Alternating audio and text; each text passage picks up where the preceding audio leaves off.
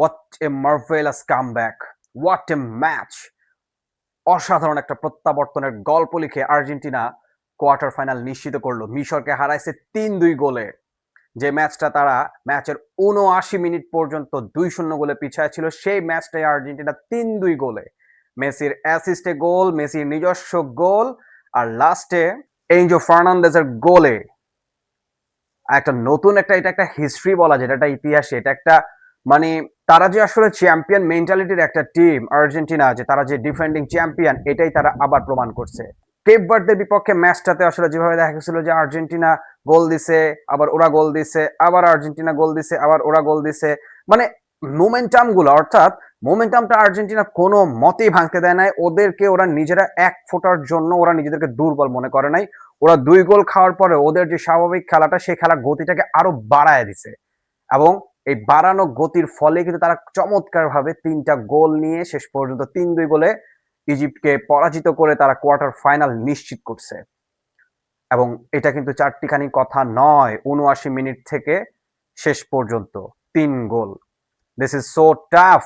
এবং তারা যে আসলে বিগ মেন্টালিটি, তারা যে চ্যাম্পিয়ন মেন্টালিটি, এটা বারবারই বলতে হবে যে আর্জেন্টিনা যেভাবে আসলে কামব্যাক করছে, এবং এবারে বিশ্বকাপের যে অন্যতম শিরোপার দাবিদার আবারও তারা, কোনো সন্দেহ নাই।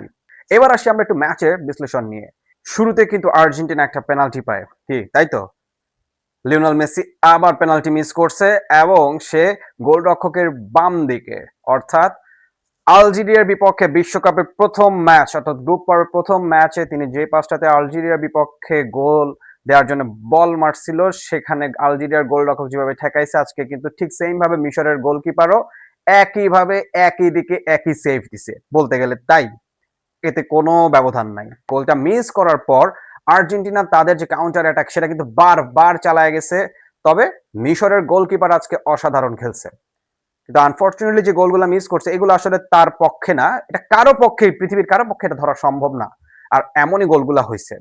সো এই প্রথম দিকে যে কাউন্টার অ্যাটাক গুলো আর্জেন্টিনা করছে, তার অনেকগুলা ভালো ভালো দুর্দান্ত শট গুলা সে আসলে ঠেকায় দিছে, কিন্তু তারপরও মিশর যেটা করছে, মিশর তারা এই ম্যাচে বেশিরভাগ টাইম মাঝ মাঠে কিন্তু একটা দখল নেওয়ার চেষ্টা করছে। শুরুর দিকে তারা কিন্তু যথেষ্ট স্ট্রং অ্যাগ্রেসিভ ছিল, এবং তারা তাদের যে খেলার যে একটা ধাঁচ, এবং যে তাদের যে বডি ল্যাঙ্গুয়েজ, সবকিছুই মনে হচ্ছিল না যে তারা আজকে, তারা যে আসলে বিশ্বকাপের একটা রাউন্ড অফ 16 খেলতে আসছে, এটাই বোঝা গেছে যে বিশ্বকাপে আসলে কোনো এমন দল আসে না, বা এমন কোনো দল আসলে নকআউট পর্বে আসতে পারে না যে যারা আসলে উইনিং মেন্টালিটি তাদের মধ্যে থাকে না। সো মিশরের মধ্যে আজকে সেই জিনিসটা ছিল, এবং তারা কিন্তু চমৎকারভাবে একটা গোল বের করে নিছে।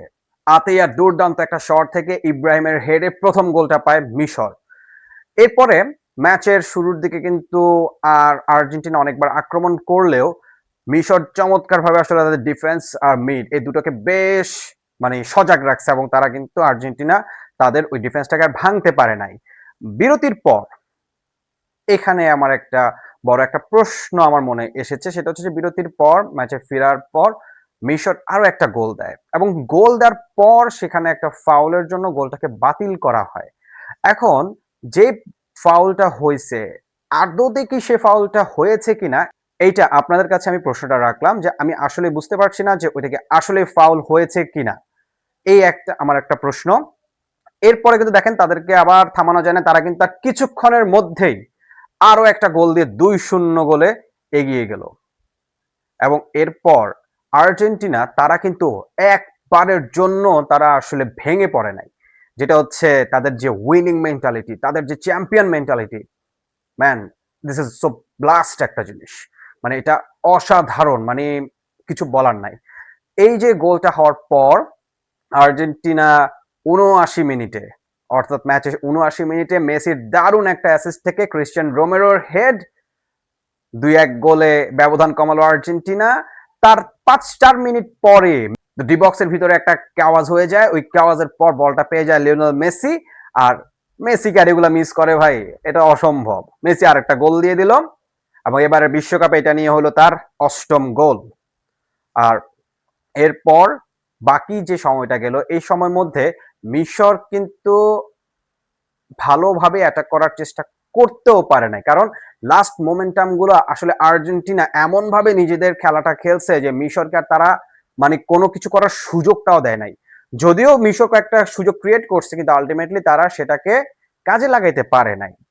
এখন লাস্টের দিকে তো আর মানে ওই যে সহজে এতক্ষণ ধরে শক্তিমত্তা মেন্টালিটি ধরে রেখে যখন 2-0 গোলে এগিয়ে থাকার পরে 2-2 গোলে সমতায় ফিরে যায় অপোনেন্টস, তখন আসলে যে কোনো টিমেরই আসলে মেন্টালিটি অনেকটা উইক হয়ে যায়। কিন্তু সেই জায়গাতে আর্জেন্টিনা টোটালি ব্যতিক্রম।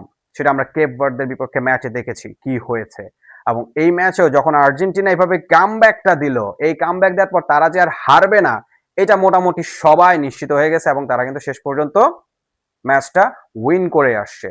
তবে তৃতীয় গোলটার সময় এখানে একটা বড় প্রশ্ন, তৃতীয় গোলটার সময় তারা কিন্তু আসলে আবেদন করছিল যে তাদের যে প্লেয়ার, তাদের একজন প্লেয়ারকে ডি বক্সের ভিতরে, অর্থাৎ আর্জেন্টিনা ডি বক্সের ভিতরে মোহাম্মদ সালাহকে দেখানো হয়েছে যে ফাউল মানে পড়ে গেছে। আর আদতে সেটা কি হয়েছে? সো ওই একটা কনফিউশন এবং এই একটা কনফিউশন, এই দুইটা জিনিস নিয়ে আমার খুব মানে আমার এই দুইটা জিনিসের প্রশ্নটা থেকে যাচ্ছে। দয়া করে আপনারা আমাকে সেটার উত্তরটি দিবেন।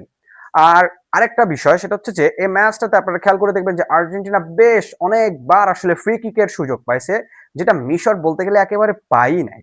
সো এই কিছু কিছু জায়গা আসলে আমার কাছে একটু আমার চোখে লেগেছে। আমি জানি না আপনারা কি আপনাদের মতামত কি? অবশ্যই সেটা আমাকে কাইন্ডলি কমেন্টে জানাবেন।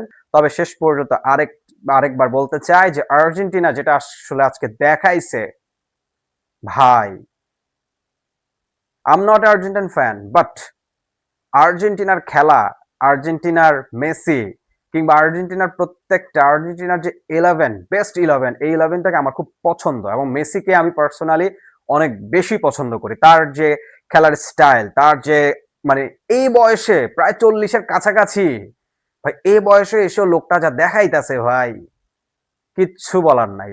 সে যে আসলে লেজেন্ডের কাতারে, সে যে একজন কিংবদন্তি, এইটা মানে সে অমর।